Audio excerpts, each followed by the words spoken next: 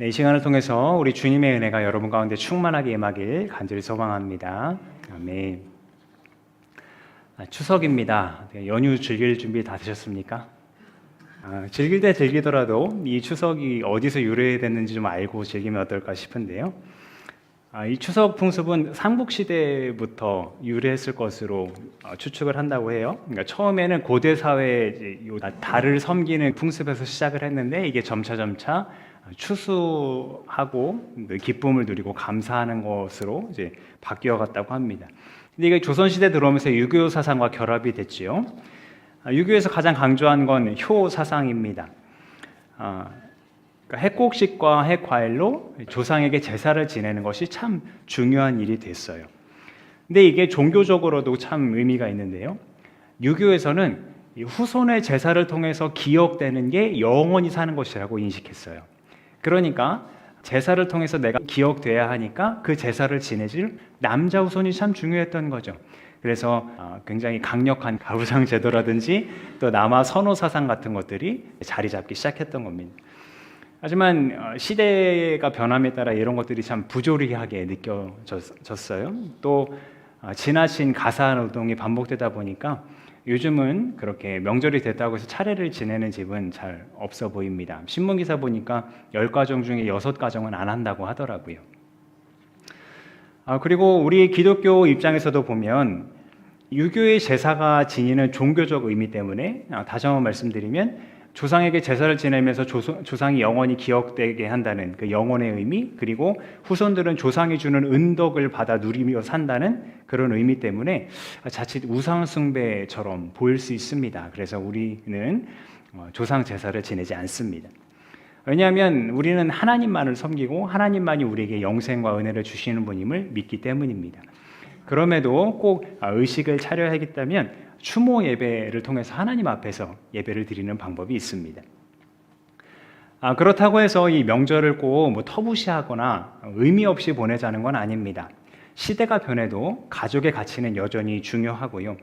또 이 추석과 같은 명절은 부모를 향한 효와 또 자녀를 향한 사랑, 또 형제 간의 우애를 기릴 수 있는 특별한 만남을 가질 수 있는 기회지 않습니까? 더 나아가 이 가족의 의미가 중요할진데 우리 기독교인은 예수님을 믿고 따름으로써 새로운 가족이 되었거든요. 예수님께서 하나님의 뜻을 행하는 사람은 다 내 형제 자매요 어머니라고 하신 것처럼 말이에요. 이런 것을 생각할 때 여기에 모인 우리가 서로 어떻게 사랑하고 또 가족처럼 지낼 수 있을지 생각해 볼 수 있는 기회이기도 합니다. 이번 기회를 통해서 고민해 볼 가족 사랑의 길은 먼저는 용서와 용납입니다. 오늘 본문 앞에, 그러니까 누가복음 17장 1절부터 4절에 보면 예수님께서 작은 자를 걸려 넘어지게 하면 안 된다 하신 말씀이 있어요. 걸려 넘어지게 한다는 건 죄를 짓게 한다는 말이거든요. 특히 작은 사람 하나 걸려 넘어지게 하면, 그를 죄를 짓게 하면 그 죄를 짓게 한 사람의 목에 큰 맷돌을 매달고 바다에 빠지는 게 낫다라고 말씀을 하십니다. 아무리 과장법이라고 해도 좀 과격하다 싶은 이 말씀은 사실은 예수님과 대립각을 세웠던 바리새파 사람들에게 하신 말씀이에요. 이 바리새파 사람들은 율법을 잘 지키는 사람들인데 왜 이 사람들이 다른 사람들을 걸려 넘어지게 할까? 왜 죄를 짓게 할까? 이게 무슨 의미일까 싶은데요. 그것은 이 바리새파 사람들이 갖고 있는 이 엄격한 잣대가 이 율법을 지키지 못하는 사람들로 하여금 죄를 짓게 만들었다는 거예요. 다시 말해서 그것을 엄격하게 지키지 못하는 사람들을 향한 비판과 정죄의 잣대가 됐다는 겁니다. 쉽게 얘기하면 아직 구구단도 채 외우지 못하는 어린 학생한테 미적분을 풀라고 하는 거예요. 풀지 못하면 너는 죄인이야 하는 꼴이고요. 또 내 힘으로 바꿀 수 없는 것, 어떤 성별이나 혹은 출신 아니면 질병이나 장애 같은 것들로 인해서 너는 그런 것들로 인해 거룩에 이르지 못하니 죄인이야. 정죄하는 이런 모습들도 생각해 볼 수 있겠어요. 그런 엄격한 잣대로 인해서 사람들을 죄인으로 낙인 찍고 넘어지게 하는 걸 예수님은 용납하실 수 없었던 거예요. 그렇게 남을 넘어지게 하는 자들, 꼭 바리새파 사람들을 향해 날선 비판을 하신 거고요. 그러나 이것이 바리새파 사람들만 비판하시고 죄를 짓는 사람들은 괜찮다고 말씀하신 건 아니에요. 왜냐하면 예수님은 하나님 나라를 선포하실 때 가장 먼저 회개를 요청하셨기 때문이에요. 그래서 이제 걸려 넘어진 자, 곧 죄 지은 자를 향해 꾸짖으라고 하십니다. 그러나 이게 바리새파 사람들의 꾸짖음과 좀 달랐던 건 바리새파 사람들은 정죄하고 낙인 찍으려고 그렇게 꾸짖었다면 예수님은 그들의 죄를 깨닫게 함으로써 그 길에서 돌이키게 하려고 그 죄인들을 꾸짖으라고 하셨어요. 그래서 그 꾸짖음을 듣고 회개한다면 다시 그렇게 살지 않겠노라 발걸음을 돌이키면 용서해 주라고 말씀합니다. 다만 하루에 7번 죄를 짓고 7번 용서해도 받아주라고 하시는 거예요. 이게 근데 조금 이것도 과장법인가 싶습니다. 우리 한국 정서상 3-4번까지는 참아주는데 여기는 7번씩이나 참아주라는 거예요. 그래서 이게 너무 과한 거 아닌가 싶은데 제자들도 마찬가지였나 봅니다. 납득하기 어려웠던지 믿음을 더해 주십시오 얘기하는 거예요.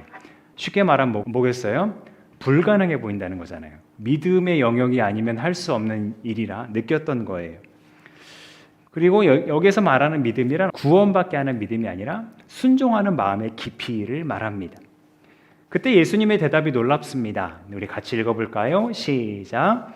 너희에게 겨자씨 한 알만한 믿음이라도 있으면 이 뽕나무더러 뽑혀서 바다에 심기어라 하면 그대로 될 것이다. 아멘. 겨자씨는 그 당시 그 지역의 사람들이 알고 있는 가장 작은 씨앗이었습니다. 근데 이 작은 보일 듯 말 듯한 이 씨앗과 같은 믿음만 있더라도 이 말 한마디에 5m, 6m나 되는 큰 뽕나무가 여기서 뽑혀서 바다에 빠져라 하는 말에 순종한다고 말씀하는 거예요.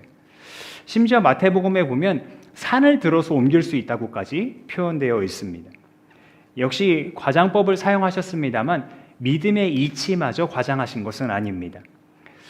겨자씨 한 알만한 믿음, 어떤 믿음의 크기를 말하는 것 같습니다만 사실은 믿음의 있고 없고를 나타냅니다. 겨자씨 마치 없는 것처럼 작아 보이잖아요. 그런 믿음만 있더라도 그 믿음은 불가능한 일을 가능케 하는 그런 능력을 나타내는 믿음이라고요. 물론 그 믿음을 가진 내가 능력을 일으키는 건 아니고요. 그런 일을 행하실 수 있는 주님을 신뢰한다는 의미입니다.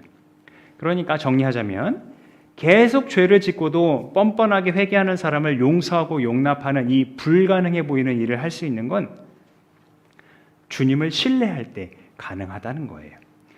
왜냐하면 우리 주님은 이미 우리를 그렇게 용납하고 용서하고 계시니까요. 솔직하게 우리의 지나온 삶과 또 지금의 모습을 생각해 볼 때 과연 하나님 앞에서 죄가 없다고 당당하게 말할 수 있는 사람, 당당하게 설 수 있는 사람 누가 있겠습니까? 사회법을 어기지 않았다고 해서 남에게 피해를 주지 않았다고 해서 괜찮다고만 여길 것이 아니라 주님을 진정 내 삶의 주인으로 여기고 살아왔나, 내 삶의 순간순간들을 생각해 본다면 더더욱 말입니다. 그러나 하나님은 당신의 아들 예수 그리스도를 이 땅에 보내시고 우리 대신 이 십자가에 내어주심으로써 그 예수님을 의지하는 사람은 용서해 주시고 용납하시기로 작정하셨습니다. 7번이 아니라 70번에 7번이라도, 아니 그 이상이라도 말입니다. 그렇게 우리를 용서하신 주님을 향한 믿음, 그 믿음이 겨자씨 한 알만큼의 작은 믿음이라 할지라도 그 믿음이 내 안에 있다면 주님께 용서받은 내가 다른 사람을 용서해야 할 것은 당연한 이치가 됩니다. 그래서 여기에서 우리가 발견할 수 있는 가족 사랑의 또 다른 원칙은 바로 그 용서와 용납이 우리가 마땅히 당연히 해야 할 일이라는 겁니다. 다른 말로 하면 종의 자세를 갖추는 겁니다. 믿음에 대해 말씀하신 예수님은 제자들에게 종의 모습을 설명하세요. 밖에서 농사일을 하거나 양을 치고 돌아온 종에게 주인이 어서와 나랑 같이 식사하자 부르지 않는다는 거예요. 오히려 내가 먹을 식사를 준비하라고 얘기해요. 밖에서 힘들게 일하고 돌아왔지만 너는 계속 내 옆에 서서 시중을 들어라 얘기합니다. 내가 식사를 다 마친 다음에나 먹고 마셔라 얘기한다고요. 또 시키는 일을 다 했다고 해서 종에게 고맙다고 말하지도 않는답니다. 그저 종이 오히려 나는 쓸모없는 사람이지만, 무익한 사람이지만 맡기신 일을 마땅히 했을 뿐입니다. 이렇게 고백한다는 거예요. 예수님께서 그렇게 말씀하실 수 있었던 것은 스스로가 이 땅에 오셔서 자신을 자랑하지 않으시고 종의 모습으로 아버지 하나님의 뜻을 따라 순종하는 삶을 사셨기 때문에 그래요. 그리고 하나님이 가장 원하시는 일을 위해 자신을 내어주셨기 때문에 그렇습니다. 이 말씀도 같이 읽어볼게요. 시작. 인자는 섬김을 받으러 온 것이 아니라 섬기러 왔으며 많은 사람을 구원하기 위하여 치를 몸값으로 자기의 목숨을 내주러 왔다. 아멘. 사도 바울도 비슷하게 우리에게 권면하기를 여러분 안에 이 마음을 품으십시오. 그것은 곧 그리스도 예수의 마음입니다. 그는 하나님의 모습을 지니셨으나 하나님과 동등함을 당연한 것으로 여기지 않으시고 자기를 비워서 종의 모습을 취하시고 우리 사람과 같이 되셨습니다. 그 사람의 모양으로 나타나셔서 자기를 낮추시고 죽기까지 순종하셨으니 그 십자가에서 죽기까지 하셨습니다. 아멘. 그러니까 이 용서하고 용납하는 것 도저히 불가능해 보이는 일이지만 그럼에도 주님을 섬기는 마음으로 또 주님을 본받으려는 마음으로 그렇게 용서하고 용납하려 애쓴다면 가능한 일이 아닐까 생각해 봅니다. 주님 안에서 한 가족을 이루는 여러분, 여전히 우리는 수많은 한계를 가진 인간이기에 우리의 말과 행동으로 또 나의 비판과 정죄로 다른 누군가를 넘어지게 하는 일이 있을지도 모릅니다. 만약 그런 일이 있었다면 우리 주님께 용서를 구합시다. 동시에 누군가 나에게 잘못을 이야기했을 때 그 잘못된 길에서 돌이킬 수 있도록 스스로에 대해서 겸손한 신앙을 가지기를 또 바랍니다.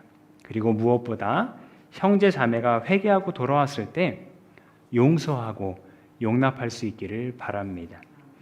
내가 용서받고 용납받기를 원하듯이 말입니다. 그러나 이것이 계속 말씀드렸다시피 우리 힘으로는 참 어려운 일입니다. 우리도 믿음을 더해달라고 간구해야 될 판입니다. 그럼에도 예수님께서 우리에게 오셔서 그 용서와 용납의 사랑을 몸소 보여주셨기 때문에 그를 믿는 믿음, 또 그를 따르고 섬기려는 마음만 있다면 어느새 우리는 그리스도인으로서 그 용서와 용납을 마땅한 것으로 여기며 행하고 있을 것입니다. 우리를 평화의 대사로 부르셨으니 우리가 용서하고 용납하는 그 현장 주님께서 참 기뻐하실 것이고 바로 그곳에 하나님 나라를 이루어 주시며 그 나라의 기쁨과 평안을 또한 가득 부어 주실 것입니다. 기도하겠습니다.